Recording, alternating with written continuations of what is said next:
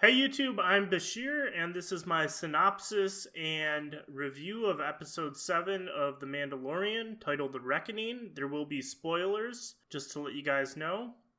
Alright, let's get into it. So the episode begins with the Mandalorian receiving a message from Greef Karga. He tells him that the Imperials have taken over his city and offers the Mandalorian a clear name with the Guild if he helps him with one last commission, which is to kill the Imperial officer on Navarro. The Mandalorian reunites with Cara Dune in order to enlist her help. She's hesitant, but agrees when he tells her that the job is to kill an Imperial. On board the Razor Crest, Baby Yoda gets at the controls of the ship while the Mandalorian and Cara are talking, and he almost crashes it. Cara tells the Mandalorian they need someone to watch the kid, so they return to Quill to enlist his help. Quill reveals that he doesn't think Baby Yoda is a clone. He tells us that he worked in the gene farms, and that's why he doesn't think so. We also learned that he worked for the Empire. To the Mandalorian's dismay, Quill had repaired IG-11, the bounty droid, after the Mandalorian had shot him in the first episode. Quill agrees to tag along on the mission with the caveat that IG-11, as well as his blurgs, come along with him. So as they are traveling to Navarro, we witness Baby Yoda use the Force again. The Mandalorian and Cara Dune are arm wrestling, and Baby Yoda Force chokes her. Quill begins to explain that he heard rumors of the power Baby Yoda has, but before we can learn any more, Cara accuses him of learning such things because of his time working for the Empire. We can see that there is still hatred between the Rebellion and the Empire, even years after the war. On Navarro, they unite with Greef Karga far outside of town and begin their journey back to the town. They make camp for the night when they are attacked by several winged beasts. They are able to fight them off, but Greef Karga has his arm lacerated and begins to die from the poison.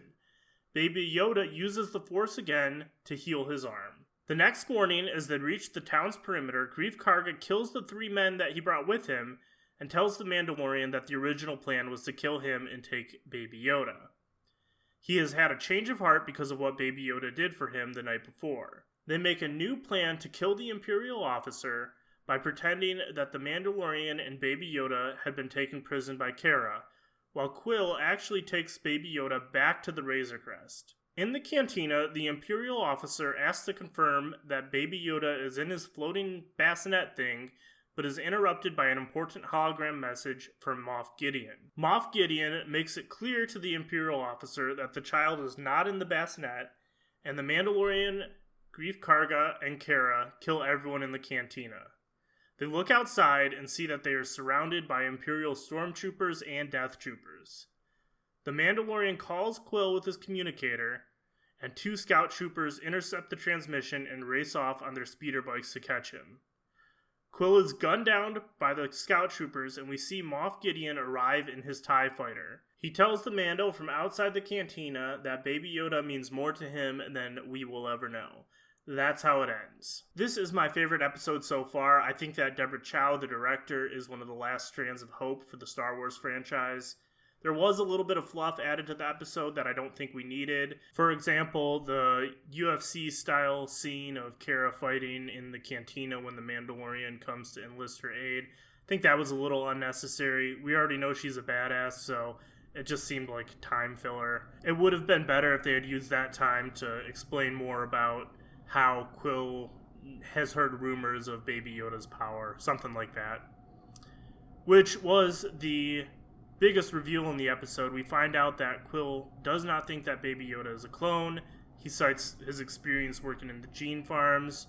He tells us that Baby Yoda looks evolved. Because of this, I think that Baby Yoda is simply a new character from the same species as Yoda. I think he may have been a cousin or a relative of Yoda, but not his offspring. I don't think that Yoda was the type to break his Jedi vows and have a child, unless maybe like his species has some sort of asexual reproduction, who knows. Probably the best part of the episode was seeing Baby Yoda Force choke Cara. The Force choke is only an ability that Darkseid users use. It's also really interesting to see him use the Force healing abilities to remove the poison from Greef Karga. This is an ability that is typically only in strong light side wielders.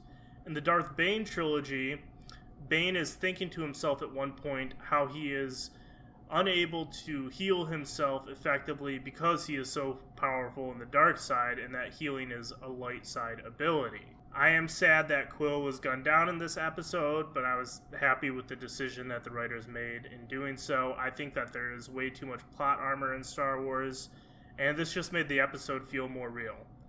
It also gives the viewers a lot of stress because now Baby Yoda is in the hands of the Imperial Remnant. The thing that I'm worried about with the series is that Baby Yoda may turn out to be a Gary Sue character. He is powerful in the Force, and he doesn't seem to have had any training. I'm guessing this is probably something Disney did on purpose to justify Rey in the new trilogy. I just really hope this isn't the case. I'm a little disappointed that the plot seems to be kind of thin throughout the episodes, but this episode did do a good job in connecting the episodes and help us see the plot that we hadn't really seen before.